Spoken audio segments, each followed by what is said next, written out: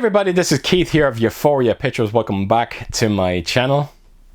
Right, so I was looking for an excuse to finally show this edition, and I can't think of a better time than now because we do have a new Expendables movie coming very, very soon, and I felt it was only right to put a video together and show this amazing edition that I have for the Expendables Trilogy. And as you can see, I'm sorry about the reflection there, but there is a bust of Stallone inside this release, and really looking forward to taking us around this one because it's been years since I've actually opened this. As a matter of fact, there's a few like character cards inside it as well. Actually, you can see it there.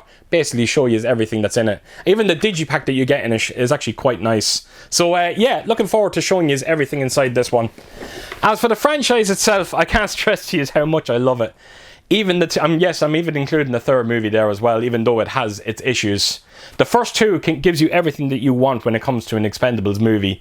You know, you got a great like A-list cast of top action stars. You get some over-the-top action and violence, some great one-liners, everything that you could possibly want when it comes to a great action movie. You get it with them first two. Now, unfortunately, with the third movie, they decided to get rid of that the R rating, and I think they put it down to maybe a 12s or a 15s. I can't quite remember what it was, and I remember it got a huge backlashing at the time. Fans were really, really annoyed by it. And I think that's the first rule when it comes to a franchise like this.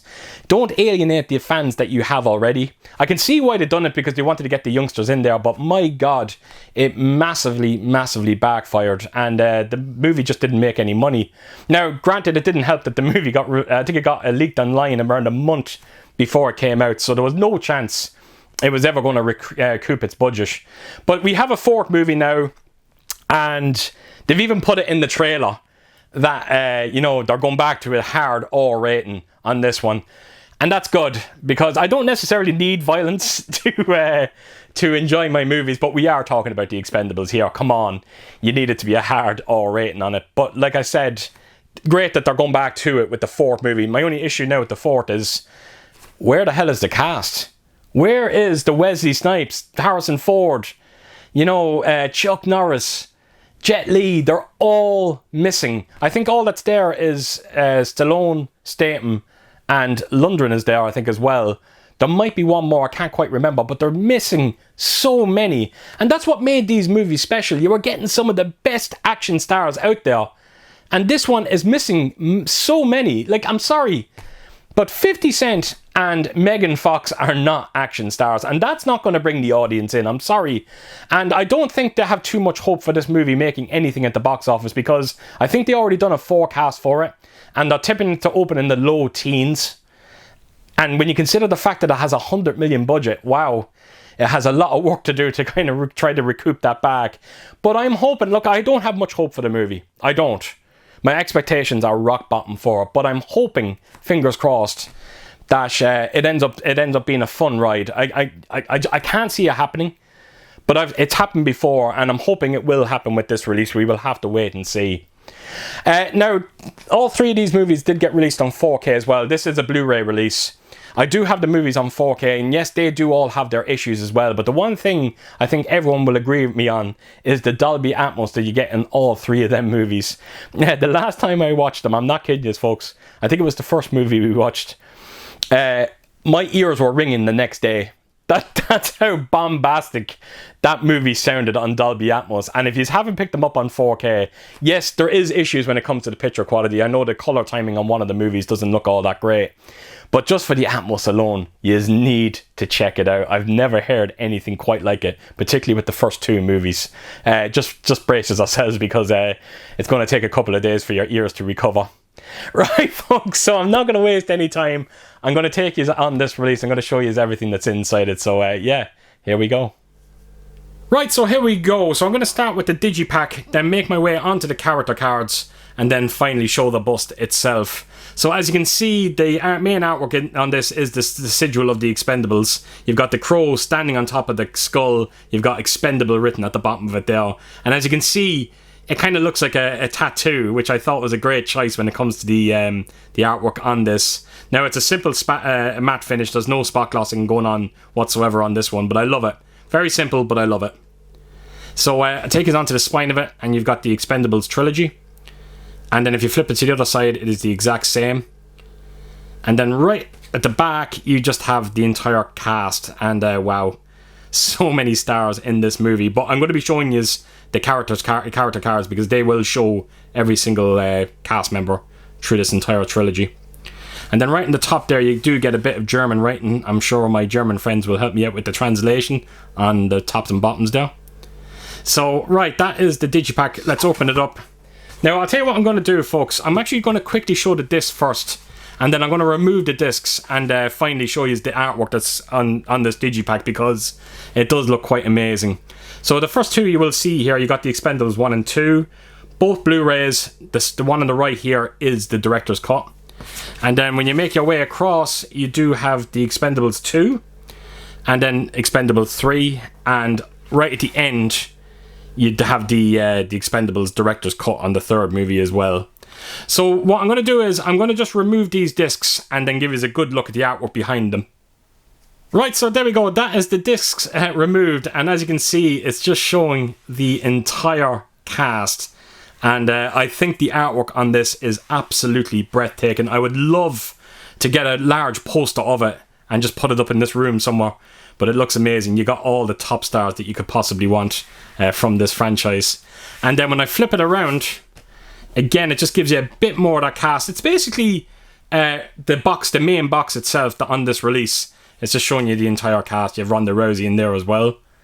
And then a couple of there at the end. So there you go, folks. That is the digipack. So let me just close this up. And I have the character cards right beside me here. And I'm going to take you through them quite quickly. I think there's anything... Oh, you know what it is? I'm not going to spend too much time with them now, but it gives you a bit of a fun facts about the characters on the backs of the cards. But I'm just going to quickly show you the characters themselves. So you got Liam Hemsworth, Jet Li, Jason Statham, Dolph Lundgren there, Wesley Snipes. That is Randy Coulter. I hope I'm pronouncing his name right there. Terry Crews, who's unfortunately not in the fourth movie. Victor Ortiz. Then of course Ronda Rousey. Who's that? Is it Killian Lutz? I actually can't remember him in the third movie. Glenn Powell, can't remember him either.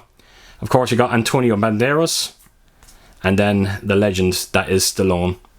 So that's some of the character cards there. And then you've got another couple here. And you've got Van Damme. He was a great villain in the second movie. Eric Roberts, who was the villain of the first. And Mel Gibson, who was the villain of the third. Steve Austin, he was a villain in the first movie as well. Scott Adkins, he was in the second one, I think, as far as I remember. Then, of course, you got Harrison Ford. Chuck Norris, loved his cameo in the second movie. Arnold Schwarzenegger.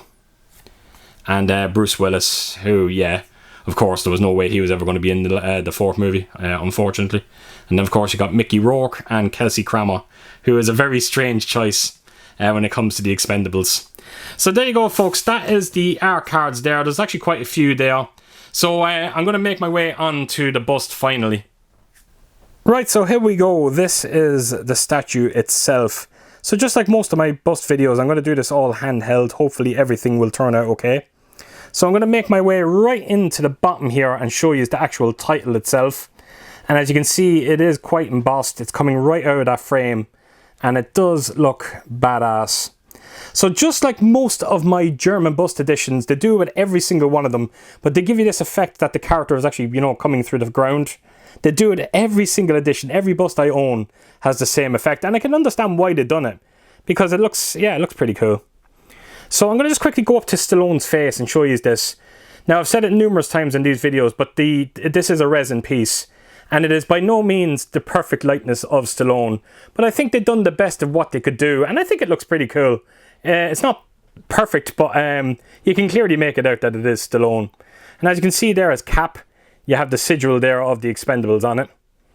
And then I'll make my way down, and as you can see, you can sort of make out his necklace there. And it is meant to be kind of like a dagger as well, which is a nice touch. And then right down to his guns that he's holding. Now, the one thing I like about the guns in this, they do kind of come across with this wear look to them. So I really do like the paint scheme on this. And it's the exact same on the opposite gun as well. So very nice paint scheme. And then right down to his arms, and as you can see, he does have a watch on there as well. You can really kind of make out the muscles on his arms as well. And not just that, but if you actually look at the opposite arm, you can see he has this kind of strap on, a wrist strap on.